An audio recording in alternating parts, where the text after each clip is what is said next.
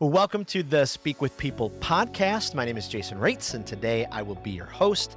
I'm so excited that you are joining us on this podcast. We believe that healthy communication is oxygen for our relationships and our leadership. And so we hope that you're encouraged to speak with people, you breathe life into them, and not to speak at people, you breathe destruction into them. And really, for every leader, the choice is yours, healthy communication or unhealthy communication. So whether that's one-on-one on a team, from a stage or from a screen, we all get that opportunity to choose if we're going to speak with people or at them. So we hope this time encourages you, inspires you, challenges you, and helps you understand that your words matter, and you have this incredible opportunity to choose words that breathe life into the world. Well, today's podcast, we are diving into just an incredibly important topic. We're in our series right now where we're talking about communication, healthy communication in marriage and families. And today we're talking about parenting communication, how we communicate with our spouse as a parent, how we communicate with our kids, how we teach our kids how to communicate in healthy ways.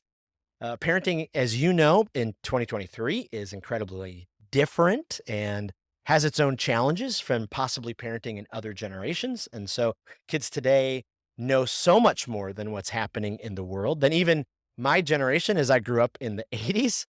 Past generations only had to communicate face to face. Nowadays, we're raising kids who are learning how to communicate via text message and Snapchat and apps and their iPad and a litany of other things. So how can parents make sure that they're actually focused on communicating with each other in healthy ways? What are the best practices to communicate with our kids? How can we teach our kids to communicate in healthy ways? So today I am so excited because we have a hero of mine who I have looked to his leadership for many, many years. And so we're excited to have Dr. Jim Burns on the podcast. I've admired him, especially from being a young pastor where I used many, many of his resources, and now where I get to have this incredible conversation with him. So, Jim, thank you so much for being on the podcast and welcome. Jason, I'm glad to be here. And, I did a little looking at your website. It's wonderful. I've become a fan. So great job. Well, Really thank good. you. Well, thank you.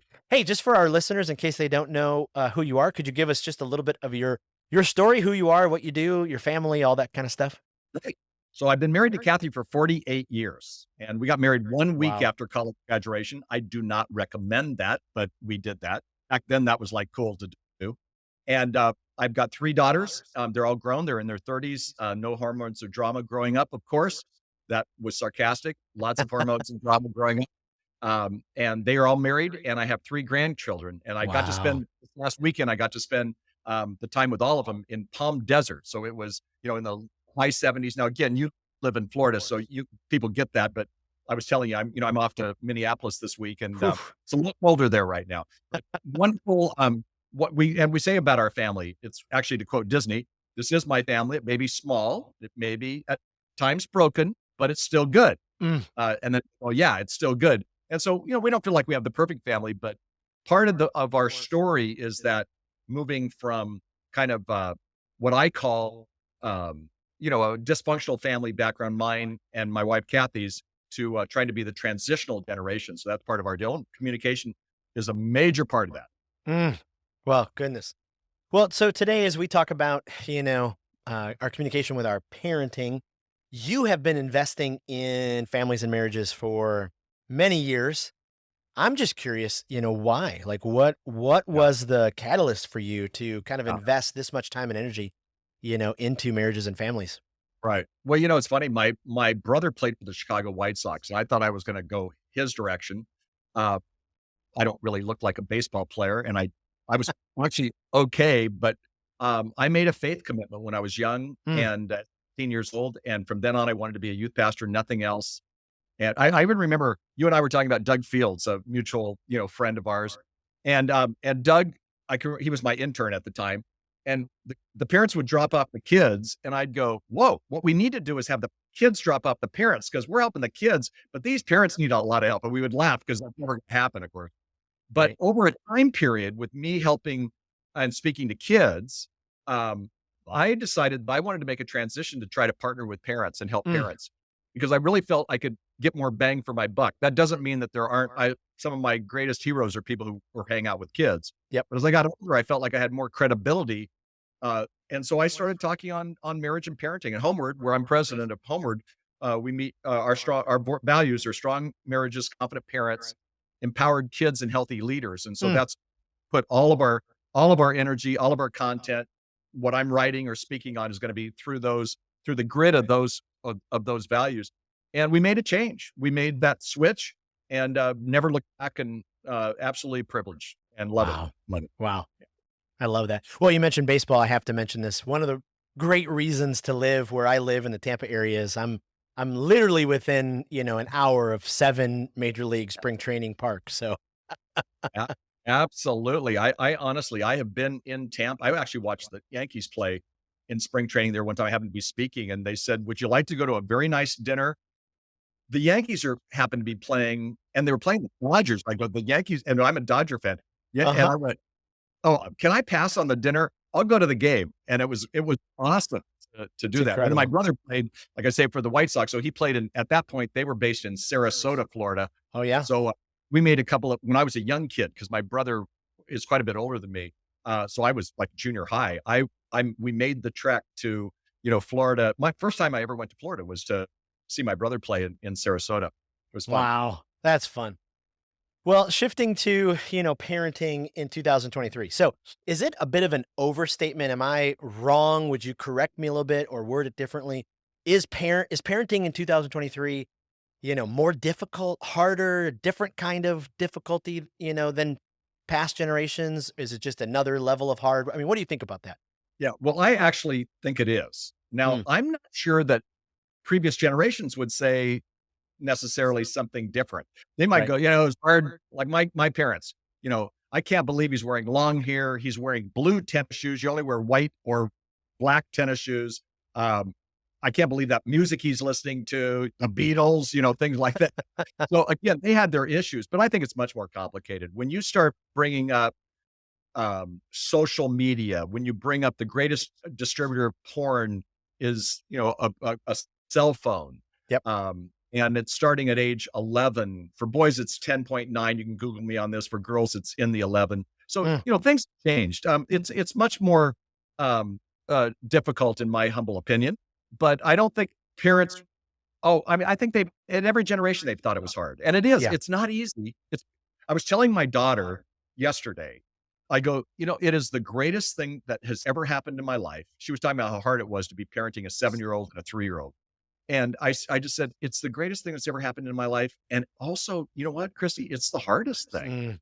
Mm, And I would say Kathy and I have had more, communication arguments about this. We don't always agree. We still don't. I'm writing books on it, and she's like, I don't think so, kind of thing. It's kind of funny. yeah. But but at the same time, even this weekend with all of my family together, uh, I mean, it doesn't get. We were by a pool, and I put my arm around my wife, and I go, they're all just hanging out. We're just sitting there, Mhm, and I go, doesn't get better than this. I mean, it mhm. just doesn't. I just had a contest with my 7-year-old grandson. His name's James, named after me. And, it was just, I kept throwing him into the water. I mean, we're in the water. I'd throw him up, then I'd throw it up again. And he just kept going. And after a while, I'm like, I'm dying here, James. It's longer than like playing football. You got to understand. But it doesn't get better than that. Yeah. Uh, and yeah, it's harder. And I could probably name uh, 15 things that is going on with our culture, going on with other things. One of the hard things that people miss, though, is that if we come from a dysfunctional family when we're thinking about communication, like my dad was an alcoholic, Mm, and he was a functioning alcoholic. He was a good guy. I mean, he wasn't a bad guy. He was just an alcoholic. yeah. So he didn't really know how to communicate. He didn't know intimacy. Intimacy means connection. Mm, And not too many years ago, I was helping one of my mentors. His name is Neil Clark Warren. He was the founder of eharmony.com. mm, And what people realize is we went to the same grad school at Princeton. He has a great Christian heart for marriage. He's a marriage expert. People don't know that about him. Everybody knows him because they saw commercials for years on eHarmony. right. But we were talking about communication. And he said, Jim, communication is a learned trait. And I went, Mm, unpack that for me. He goes, well, you know what? You learn communication from your parents and you imitate them and whatnot, but it is a learned trait. So you can mm, be a better communicator. That was a game changer for me when it came to my relationship with Kathy and my relationship with my kids, yep. uh, parenting, marriage. that when I realized it was a learned trait, I went, wait, I need to be investing in how to communicate more effectively. And I thank Neil for that. I mean, Neil, we were just sitting having lunch one day in the lunchroom at eHarmony. It's a big office, and I did exactly what you did. You just wrote some things down, and I Yeah. just went, just a minute. I pull out my phone and I go, I'm not looking at my latest social media. I'm writing communication is a more trade, Yes. and it changed my life. I'm speaking on it this Wow. weekend on a marriage conference. Wow. That's incredible. Yeah, I can remember, so my wife and I have five kids. The oldest will be 23 tomorrow. Uh, 21, 18, 15, and then we have a 9-year-old who we adopted from China about 6 years ago. So kind of have the gamut. But I can remember, 12, 15 years ago, the kids are super young. And we just kind of woke up one day and went, I think our marriage is just kind of about kid yeah, management. Like we don't talk about anything other than just who's taking kid to soccer practice, who's doing this. And we lost the communication yeah. between us. How important is it to be on the same page with communication as your spouse, especially as you're parenting? Yeah. Well, I think we make a decision somewhere along the line and we have to do course corrections. And one of them is that so many of us have child focused marriages because you almost have to. It's like Mm, he has to get them to soccer practice. yeah. But the interesting side to it is I think we have to be very intentional and proactive about it. Now, I think some people think they should be 100% in agreement with everything. I don't think you can be. I mean, Kathy and Mm, I are pretty good, and I think we're like 80% yeah. in terms of in agreement. But we had to be proactive. I tell people read a parenting book a year, read a marriage book a year. The reason I do that is because that helps you get on the same page with what I'm going to call a paper mentor, Mm, right? So now if Kathy and I have read the same book or whatever, now and I might even say I don't agree with everything on that one, and she goes, I get that, but yeah. so again, we're going to agree quite a bit of the time, and then I think we have to be practical about how we're going to do that. So, I think you do it on a regular basis. I think you have to, the kids are fine. Nobody's going to die for the next 15 minutes. We're going to get together and we're going to communicate something on a higher level than soccer practice or who's going to pick up, Yeah. the burger, for dinner or whatever. And that's really hard to do because again, we're so into what's going on with the kids and life. In doing that, sometimes in marriages, we bury some of that stuff under the Mm. mat. And then one day wake up when as soon as we became empty nest, we went, whoa, we've got some stuff we need to work on here because we had buried it and we didn't realize we buried it. See? Right. But when you're proactive to it, we often tell people who are married, go on a date every week. And we know that's complicated with babysitting and all that, but would you give your spouse 1% of your time? Yeah. But during that, communicate and talk about what's meaningful to you and share more soul to soul. At the same time, find times when you can kind of work on the calendar and other things. Like, for example, for Kathy and I, always wanted to work on our calendaring with our kids, soccer practice, that kind of Mm, stuff. 10:30 at night. I'm like, oh man, I'm dying. Bed is not for right. communicating about soccer practice. It's for sleeping or doing that other thing we could talk about on another show. That's a form of communication too. Another story of what you do in bed.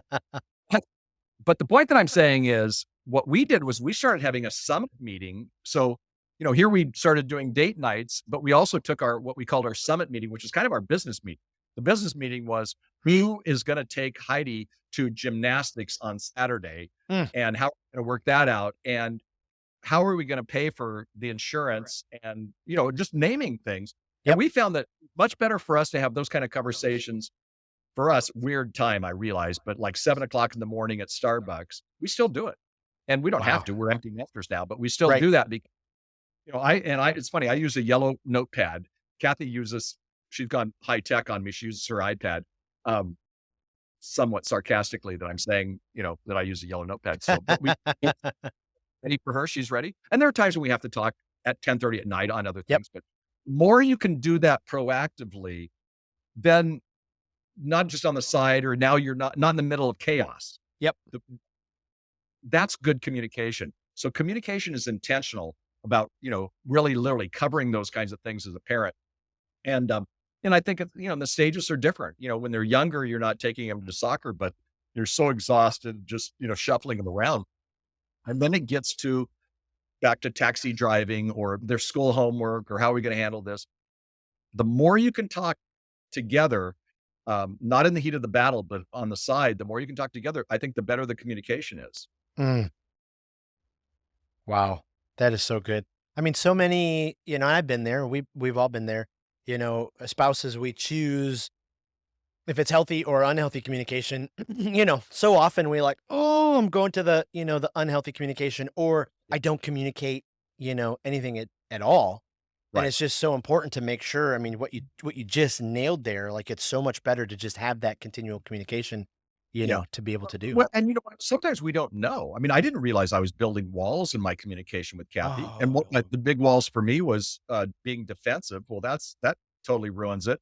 I had to ask the question for my marriage, which relates and leaks out, of course, to my parenting was, do I want to be right? Or do I want to, you know, get a, work through this solution? And so a lot of times I had to realize I don't have to be right to, and in fact, if I was right, I was going to be defensive and tell her what was wrong with her and on and on. I had to learn to keep my mouth shut sometimes on it and not be right. yep. Really, the question I had to always ask was, does it really matter? I think that's a good question for kids and for Mm, your marriages. But like Kathy's tends to be I'm an extrovert, she's an introvert, so I'll have a shallow conversation with everybody at a party. She right. will have one meaningful conversation that's life changing, sitting on the couch with one like woman, right? Yep. And it drives me nuts. But I had to go, wait, I love that about her. And does it really matter that she didn't meet everybody like I did? Well, no, she had a much more effective. I mean, Kathy's tends to be more detailed. I mean, so she works harder on our finances than I do. Does it really matter that it takes more time? She's late to church most of the time. And does it really matter? Right. See, when I learned that, then that Wow. helped my communication because I kind of went, wait, I don't have to always be right. I can be late to the first song at church and still, God is going to show up and we're going to have a good experience. And I'm not going to be uh, bitter toward Kathy or holding resentment because one more time we were late. Yeah. That, Wow. but you learn this. It's back That's to that right. learn. That's right. So when parents then have to communicate with their children, what are some best practices, Yeah. for that? Because I mean, if we're on totally different pages, if one is communicating one thing behind the other's back, Right. give us some best practices when it Yeah. comes to that. Well, you do want to try to be on the same page as much as you can. So Yeah. united we stand, divided we fall. Wasn't there like a song in the 80s? You were an 80s guy. I think there was a song, kind of saying that. So we can be as united as we can. The Yeah. only way to be united is for us to kind of do the work ahead of time. So, what our kids back in the day, years ago, I mean, this is crazy, late 80s. I'd written a book that's still the DARE program for the country of Australia. I wrote it with my friend Steve Arterburn. It's called Drug Proof Your Kids. So I was doing a lot of drug and alcohol intake for kids. And I'd say, do your parents give you expectations? And all the kids would go, no. Mm, And then I'd ask parents and they would say, yes. Well, apparently there was a disconnect. So what I found was that the parents actually assumed kids understood what the expectations were. So what I'm saying today is, no, we need to have meetings, never in the heat of the battle. It never works. I don't right. care if they're 2 or if they're the age of your kids. Yep. But outside of the heat of the battle, what are the expectations? And then you have something, you kind of have like a plan. We parent by circumstance and chance. Yep. Well, typically then that's when our I think you called it unhealthy communication styles come out. That's when we're at our worst, when we're parenting by circumstance and chance. When Mm, we know what we're expecting from them and when they know what we're expecting, that works better. So what does that do? Well, it takes more time. I mean, we did something that I was telling a group last week that was helpful. Some guy told us this and we just imitated it. So it's not our idea. But every 6 months we live by the beach here in California. We would go down to the beach. We would take our little yellow notebook, Kathy's iPad. I'm pointing to my iPad. I don't know why here, as if someone can see it. But we would write down what do we want to communicate with our kids about sex education, about morals and values, about mm, spiritual faith, about rules of the house, about whatever it was at whatever stage, and then we'd go within the next 6 months. Let's have this conversation. And sometimes it was awkward because I remember on sex education. Oh gosh, we need to talk to the girls about X, Y, Z, right? right. And different sexes. And all of a sudden there'd be something on the television and Kathy would look at me and she'd take the remote and go, "Boop."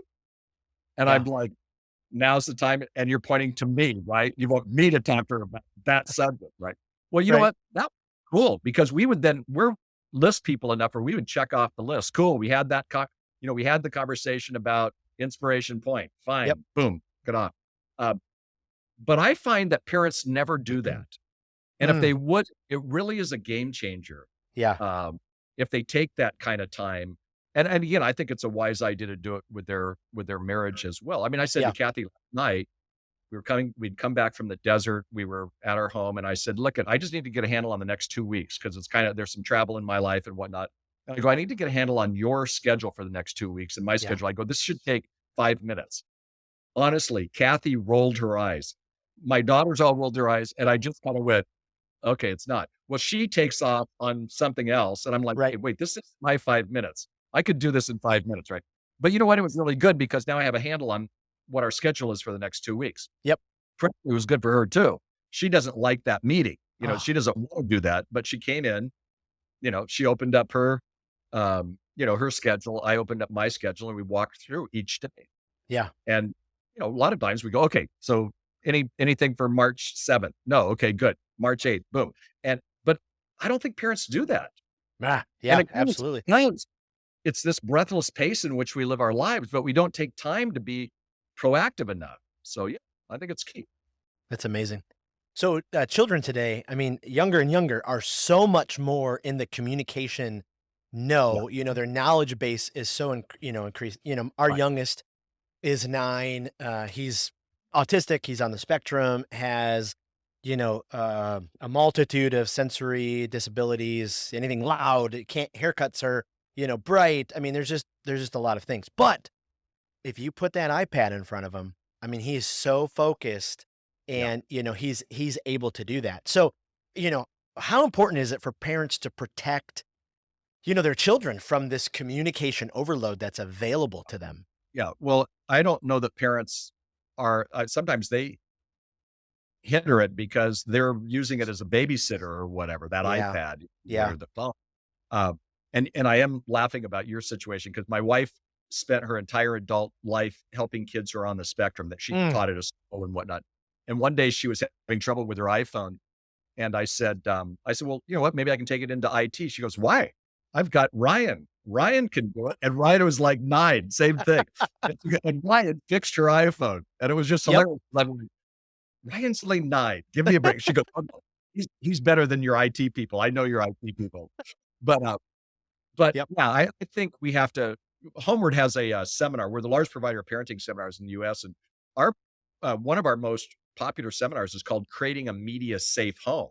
Mm. So my parents, they were concerned because we had a very long line on my landline phone, our landline phone, and I would take it into the bedroom and I would talk to my girlfriend, you know, in my bedroom, and that Right. drove them nuts, right? Well, today, because of things like social media, because of the young ages that we have our kids on media, and frankly, they almost have to be because school is making them be too. So they're Yeah. now expert. Yeah.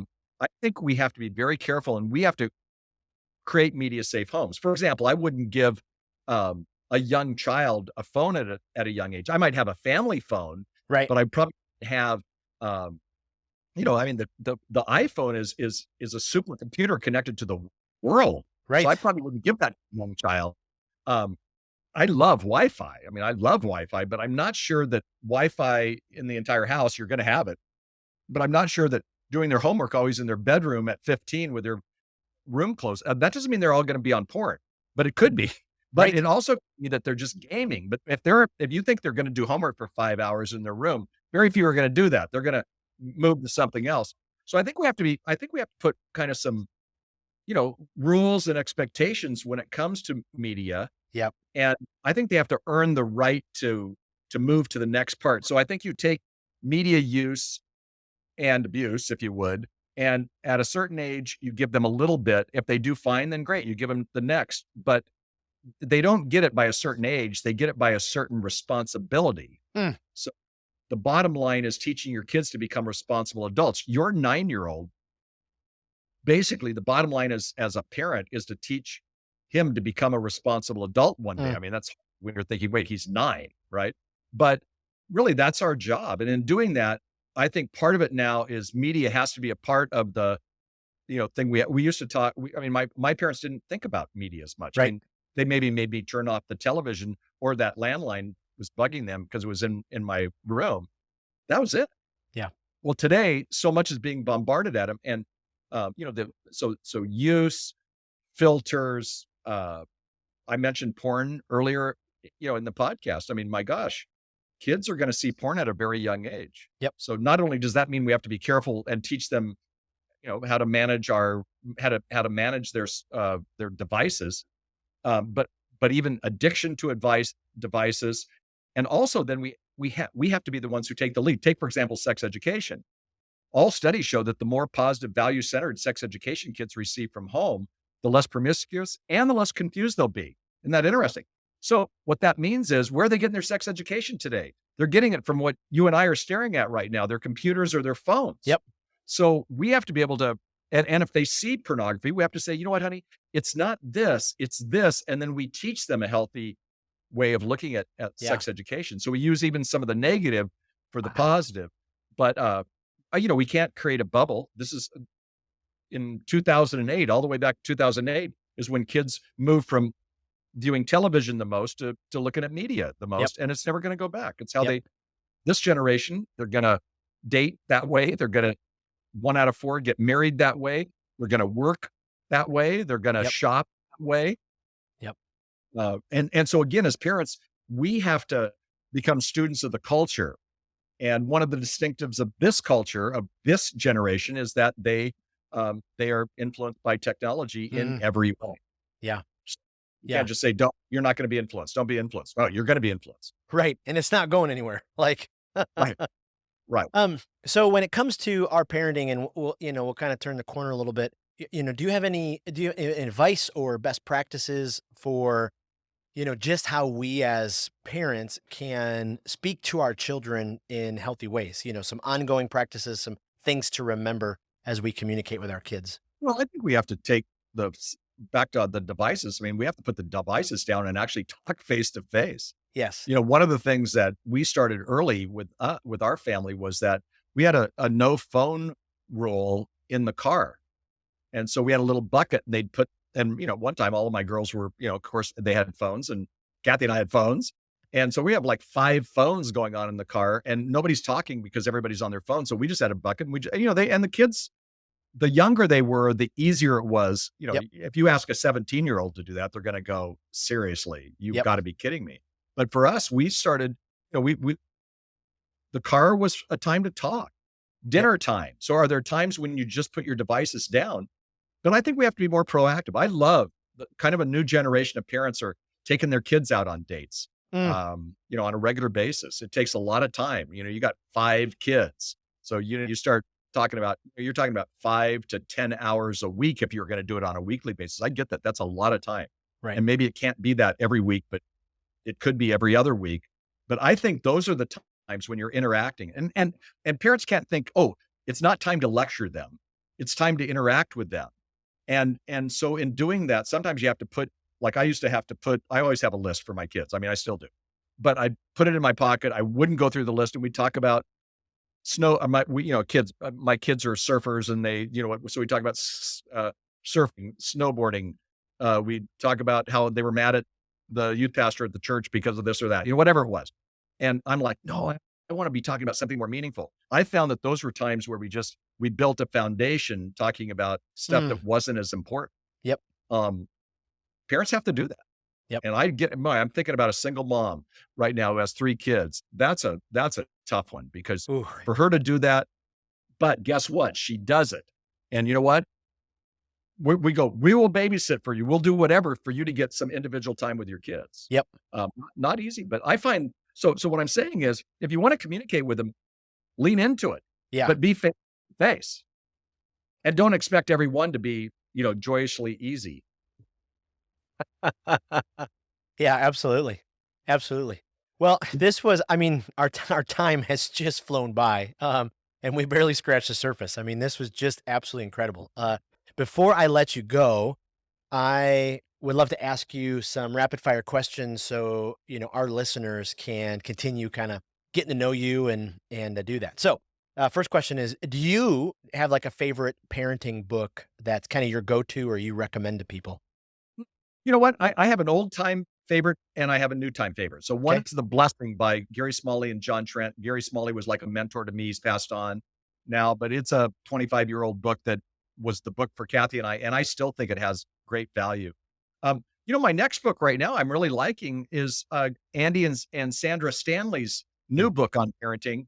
I wrote an endorsement for it. I consider them friends. And this is more at 10,000 feet. So it's more of a strategy. Some parenting books are strategies. Some are like, practical. Yeah. And this is a little bit more strategy, but I like where they were going. I know them. They're good parents. I always look at the people, like Gary and John Trent, same way.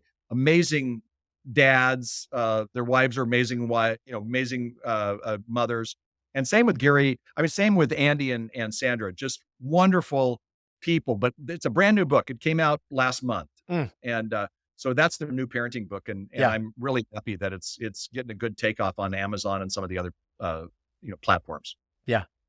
Second question. Do you have a kind of a go-to podcast or YouTube channel that's, learning for you or guilty pleasure or just something that you really enjoy? Yeah, I'll stay with Andy Stanley. I watch Andy Stanley. I mean, I love my pastor. I love our pastor, but I watch Andy Stanley, or at least I listen to him as a podcast. A lot of times I'll just put it on in my car and, listen to it as I'm going. So, I feel like for a guy like me, I want somebody who speaks to my heart spiritually. Mm, And for me, I really, really enjoy him. And I think, and I mean, I listen to all kinds of podcasts, but that's the one that I probably listen to 3 out of the 4 weeks that he's speaking. I'm listening to him, wow. and I like, Wow. yeah. Okay. Last one, kind of a fun one. You more of a Chick-fil-A person or a PDQ person? And do you have, I wonder if you have PDQ out by you. Yeah, I have no idea what PDQ is. What Ah, is it? it is Now a you're kind of another chicken restaurant that's Oh, trying to, yeah, capitalize on the yeah, amazingness of Chick-fil-A. yeah. Well, I love Chick-fil-A, and I just, HomeWord has a partnership with WinShape, which is the Chick-fil-A Foundation. So not only do I love Chick-fil-A, but I love what they stand for and who they are and how they spend their money and, the owners and whatnot. So I'm pretty excited about Chick-fil-A. It'd be hard. I haven't tried PDQ, but I will the next time I'm in an area. Um, and that'll be hard for me because I actually, if I'm, we didn't get California came very late to the game with Chick-fil-A. Right. So, it's fairly new for us this way. But if I'm in the South, I will go through a Chick-fil-A just because I can. So Absolutely. love Chick. Absolutely. Well, goodness, thank you so incredibly much for just spending some time with us today. I know that this is going to help so many leaders who, they're trying to lead in their workplace or their small business or wherever they're at. And, there's all of this stuff going on with their parenting and their communication with Yeah. each other. And, Yeah. just No, really you're appreciate right. this. That's why I love what you're doing. I find that I have a chance to speak at a lot of businesses and whatnot. They bring me in as the family guy, which is really rare because they're usually talking about other business type things. Right. And it's always the one that they end up, engaging in the most. They tell me anyway, Yep. engaging in the most because a lot of leaders are really good at doing what they do in their workplace, and they don't do as well with family. Right.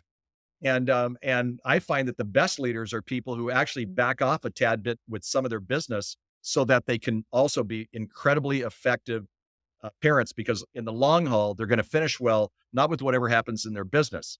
They're going to Yep. finish well with their family. And also they're even soul care. So Yep. I love that you're stepping it up and taking this, out to the business world. So key, so Well, critical, thank so you. needed.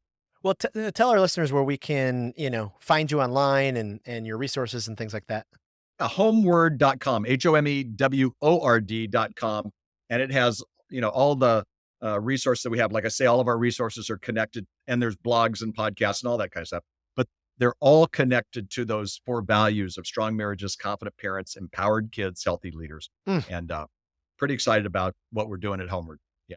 Well, fantastic. Well, thank you again. Really appreciate your time and, just really appreciate this. So Great. Well, good to be with you, Jason. absolutely. Take care. Okay. So long. Well, and thank you everyone for joining us on today's podcast. What an honor to have Dr. Jim Burns, and I hope that this conversation was really helpful with your marriages and your parenting.